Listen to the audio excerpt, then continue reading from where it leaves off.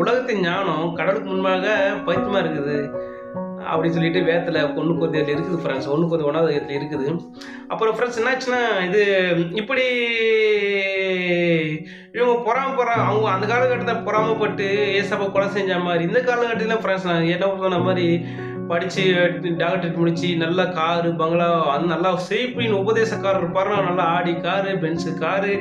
அப்புறம் ஒரு சர்ச்சில் ஃப்ரெண்ட்ஸ், ஒரு சர்ச்சில் 100 பேர், ஒரு மேய்ப்பனுக்கு 100 ஆடுகள் தான் வேத்தில் வாசிக்குது. ஒரு 100 பேர் ஒரு சர்ச் இருந்தாவே அவங்கள விசாரிக்கிறதுக்கு கொஞ்சம் கஷ்டம் ஃப்ரெண்ட்ஸ்.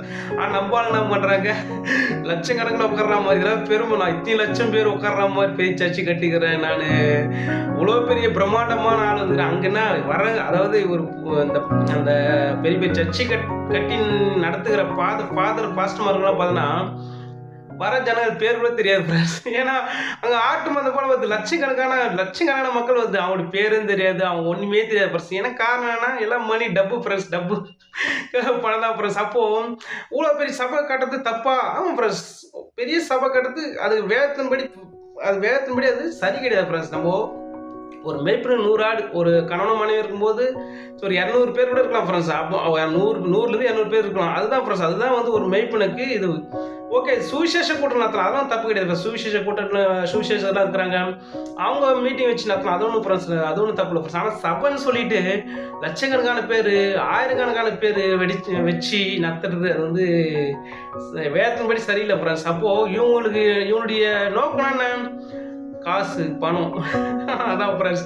அப்போ நிறைய பேர் பார்த்தீங்கன்னா, அப்போ இவங்களாம் வந்து சேஃப்னு உபதேசம், இந்த இம்மக்குரிய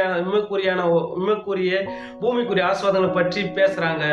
இது வந்து வேதத்தில் வந்து கள்ள உபதேசம், இது வந்து கள்ள உபதேசம் வேதத்தில் இருக்கு. இது இந்த வசனம் வந்து இந்த புதிய ஏற்பாடு சத்தியத்து புதிய ஏற்பாடு உபதேசத்தின்படி இந்த பூமியில நமக்கு தேவைக்கு இருக்கலாம். அது அதிகபட்சம் கடவுள் கொடுக்குறோன்னா அது அநேகருக்கு தேவையுள்ளவருக்கு உதவி செய்யணும் ஃப்ரெண்ட்ஸ்.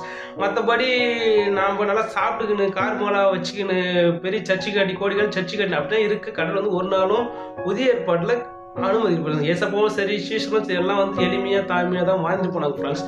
அப்போது இவங்க என்ன பண்ணுறாங்க, இப்படி பண்ணும்போது அவங்களாம் வெக்கப்படுத்தும்படி அந்த ரெவரண்ட் டாக்டரேட் முடிச்சவரெலாம் வெக்கப்படுத்தும்படி கடவுள் என்ன பண்ணுற ஃப்ரெண்ட்ஸ், பைத்தியங்களை அதை தெரிந்து கொள்ளார் ஃப்ரெண்ட்ஸ். கடவுள் வந்து ஞானிகள் வெக்கப்படுத்த உலகத்தில் பைத்தியமாக தெரியும். அந்த காலத்தில் இப்படி பரிசெயர் சாதிசெயர் வேலைப்பாரு தவிர, அதே போல் இந்த காலகட்டத்திலும் ரெவரண்ட்டு டாக்டரேட்டு பாஸ்டர் அப்படின்னு சொல்லிட்டு நிறைய பேர் இருக்கிறாங்க ஃப்ரெண்ட்ஸ்.